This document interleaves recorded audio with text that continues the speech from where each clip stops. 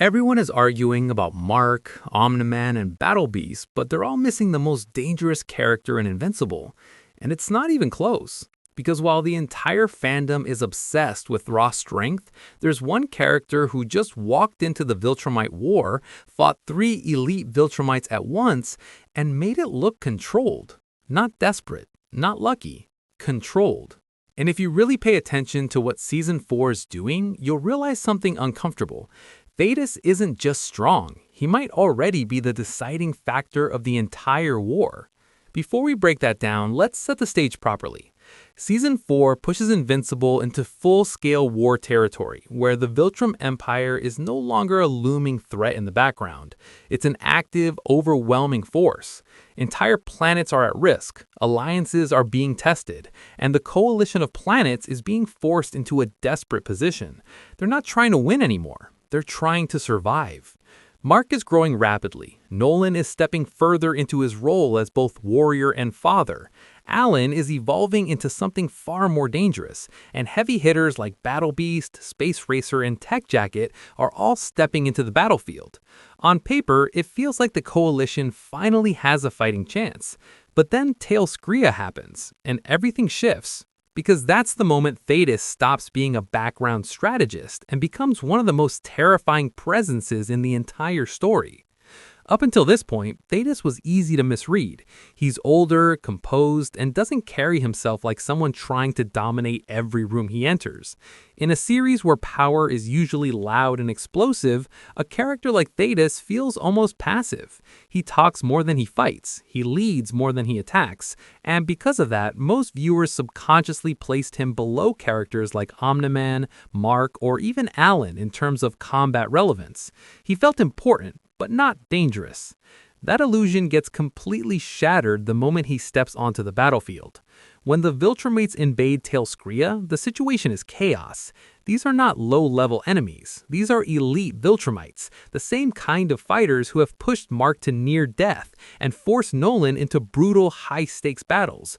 General Craig, Anissa, and Lucan are all present, and each of them individually represents a serious threat. Together, they're overwhelming.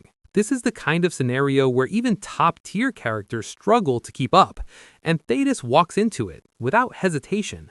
No build-up, no dramatic speech, no moment of doubt. He just engages, and almost immediately something feels different. He's not reacting the way other characters do. There's no sense of panic, no visible strain, no desperation behind his movements.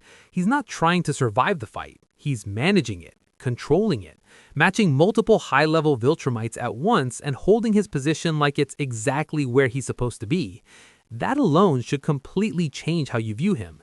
Because in Invincible, fighting multiple Viltrumites is not normal. It's something only the absolute strongest characters can even attempt, and even then, it usually comes at a cost.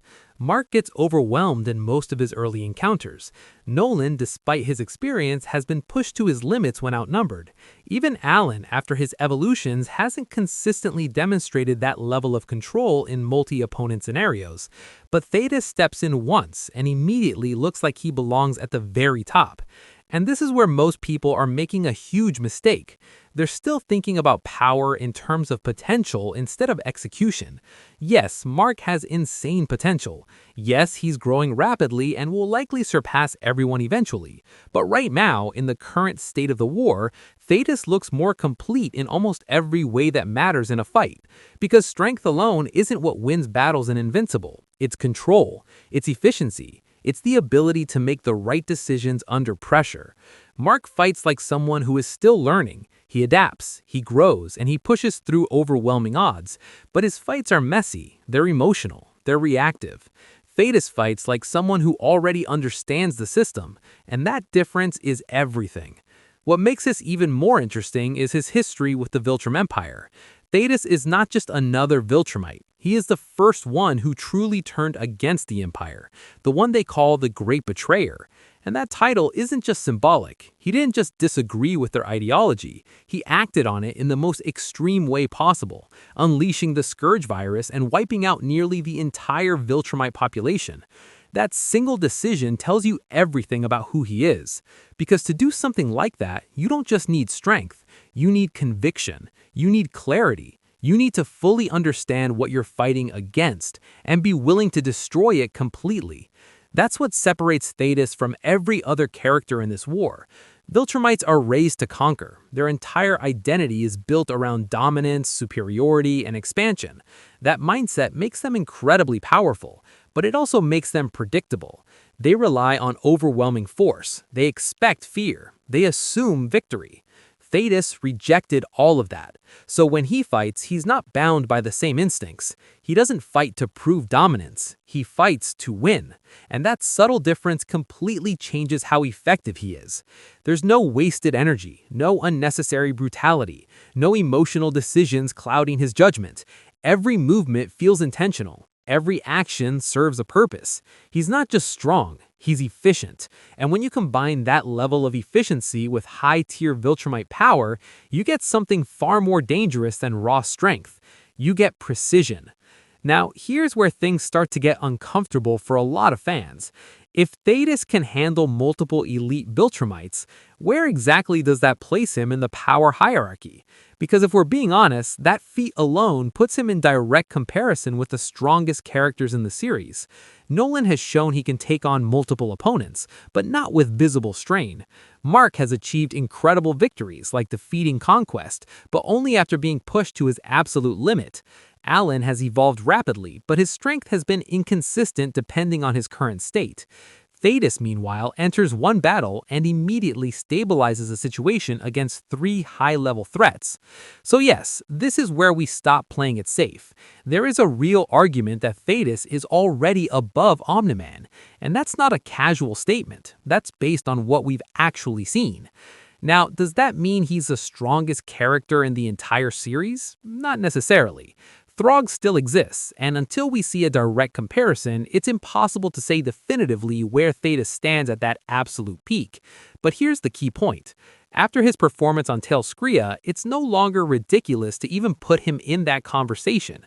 And that alone is a massive shift, because a character who was previously seen as a background leader is now being discussed as a top-tier combatant capable of influencing the outcome of the war through sheer ability alone. But even that isn't what makes him the most dangerous character in Invincible, because strength, no matter how impressive, is still limited to the battlefield. Thaedus operates beyond that. The real reason he stands above everyone else is his willingness to end everything if necessary. The Scourge Virus is not just a weapon, it's a failsafe, a final decision that overrides every battle, every strategy, every alliance. If released at full strength, it wouldn't just weaken the Viltrumites, it would erase them completely. Not just the Empire, but every Viltrumite alive. That includes Nolan, that includes Mark, that even includes Oliver. And Thaedus knows that. More importantly, he's willing to accept it. That's what makes him terrifying. Because while every other character in this war is fighting for a version of victory, Thaedus is prepared for a version of loss that still counts as success.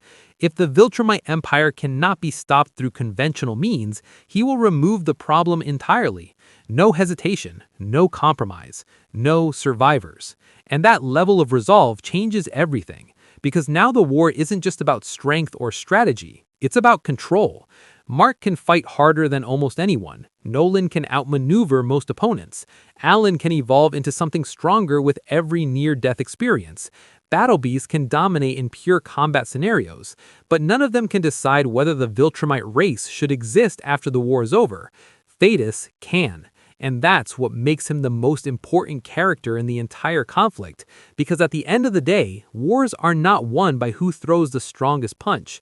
They're won by who controls the outcome. And right now, whether anyone realizes it or not, that control belongs to Thaedus.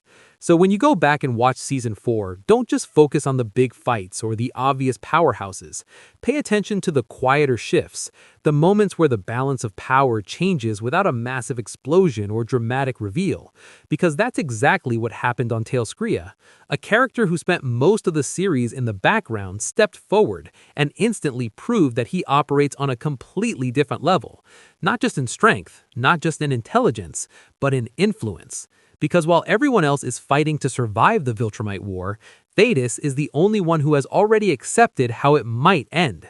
And the real question isn't who wins, it's whether Thaedus decides anyone deserves to.